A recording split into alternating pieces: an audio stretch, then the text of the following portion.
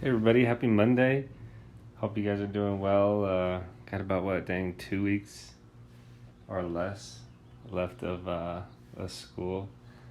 Um, it's crazy. It's coming down to the end, and this is kind of our last little section of content that you guys are gonna have, and then later this week you guys will get introduced to. We're not gonna have a final exam. It'll just be a final project. So yeah, it'll all work out. Got to thank Patrick. He was the only one that came to the optional class.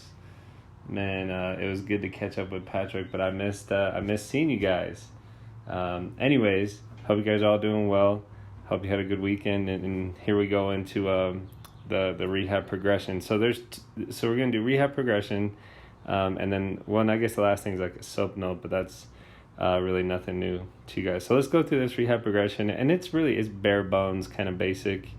So this is the progression, all right? So I got 7 steps, and I mean, you could argue that you do this progression with every injury, no matter how little it is. I mean, there's some injuries that you get that you're not going to do all 7 steps, especially in order. But some of those injuries where you're sitting out, from a couple of days to, months, you're going to be doing this progression, right? So we're going to decrease pain, decrease edema, and increase range of motion. And actually, so these 3, you're going to do kind of at the same time, right? At the same time. Because you can, right? And it just makes sense to do it that way. Maybe initially, depending on what it is, we're just going to maybe work on decreasing the pain before we do any range of motion and that sort of thing. But really, these three are great to do together. All right. The next step is increasing strength, and there's going to be progressions within that. Start with non-weight bearing, move to weight bearing exercises. Challenge like stability exercises to where it's not so stable. So increasing strength has its own progression. Increasing proprioception. So proprioception, I think we talked about this already, but it's your body's awareness in space. So it's essentially like balance, but proprioception is knowing your body's awareness in space, right? So closing your eyes and being able to keep your balance. So increased proprioception and balance. Then dynamic ability. So this would be like plyometrics kind of thing, or plyos, ladder drill, that sort of thing. And then we then move into sport specific, and this should really be activities, not necessarily drills. All right, so this is the whole progression right here. So we'll go through each step, and again, this is bare bones, right? Like, I mean, you could take a whole year-long class on rehab, right? Like, some people just live and die with rehab, and it's getting so advanced. So these are just the basics, okay? First step, decreasing pain, right? Look at this guy's face. Isn't his face just like crazy? It's almost like he's not a real person. But anyways, decreasing pain, right? So we could do that with modalities, right? E-stem, cryotherapy, thermotherapy, medications like NSAIDs, right? Like the non-steroidal anti-inflammatories. And then I also want to put in here holistic. There's all kinds of stuff out there that's, not pharmaceutical based. That's it's holistic, right? It's more natural remedies, and it's getting to the point where I'd like to start to recommend some of that stuff for Mullen student athletes, but at the same time, not a lot of parents might take that too well, right? Like stuff not being regulated by the FDA, that sort of thing. But you could always look into that, right? Always look into that, and then obviously the rest, ice, compression, elevation, and then it just kind of takes time, right? Decreasing edema, step number 2.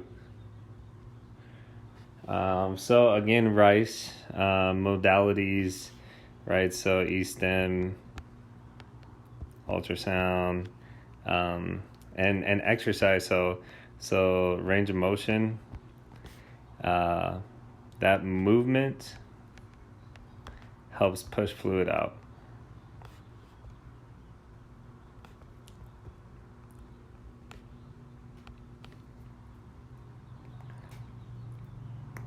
There's other like modalities with that like do compression, right? Those Nordic boots, that sort of thing. So decreasing edema is pretty straightforward. I'd say the E elevation is pretty important for decreasing edema. Here's your extra credit number 1 for this.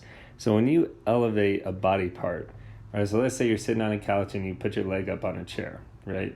Like that's great, but unless you're laying down and your ankle, right, or the part you're elevating is higher than your heart, it's not elevated, right? For something to truly be elevated and for it to help with swelling, it's got to be above your heart. Okay, otherwise, it's not really doing the job. Number 3, increasing range of motion.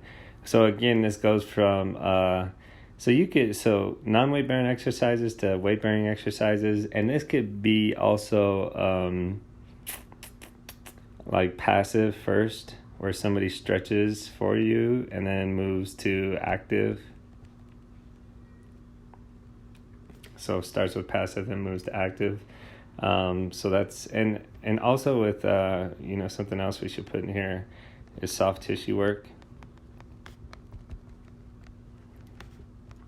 Helps increase range of motion for sure.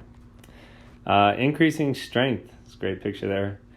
So increasing strength, we got again non-weight bearing exercises to weight bearing exercises, and the first exercise you're going to start to do is isometric contractions, then move to concentric and eccentric.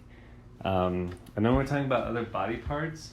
You have to strengthen the core, right? Like if you hurt your ankle, if you hurt your shoulder, if you strengthen your core, it's just going to help all your other body parts, right? Because when your core is stronger, it can react and it could do things it needs to do to support you.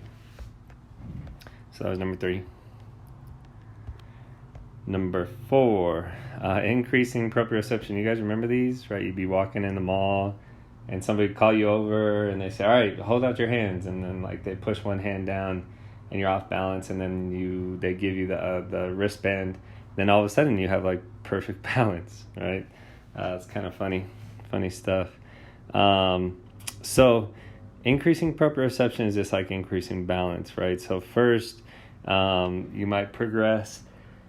You might start with a shoe on, and then you can move to one with your shoe off, and then you can move with your shoe off and one-legged, and then you can move shoe off one-legged, close your eyes, and then you could change the surface to like standing on a pillow or a Bosu ball, right? There's all kinds of progressions for these things. I think there's a video out right now of some running back with like a big wooden stick, and on each end there's like a cans of paint attached to it, and he's kind of like staggering around. It's kind of funny. Dynamic ability. So we're doing agility like ladder drills, that sort of thing. Jumping. Plyometrics, a little bit more explosive movement, and definitely working on loading and landing phases. So we're getting good here. We're getting closer to the end. And then sports specific, right? So this is the last step, okay? And so this is the progression, right? So the first step, you're going to have individual drills. Second step, you're going to have non-contact drills. Third step, you're going to do full practice, half reps. Fourth step is full practice, and then fifth step is game. So indie drills, and like this could even be a couple of days as well, right? So you could do indie drills, like individual drills by yourself, half reps, half intensity, and then move to, half reps, full intensity, and then full reps.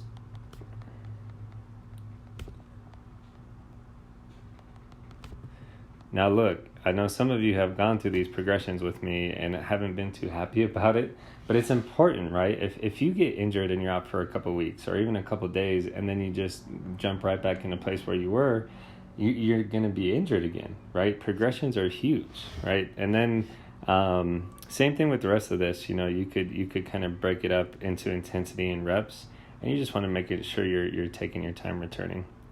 So that's the rehab. Progression to rehab basic. Take a look at it, take some notes, and let me know if you have any questions.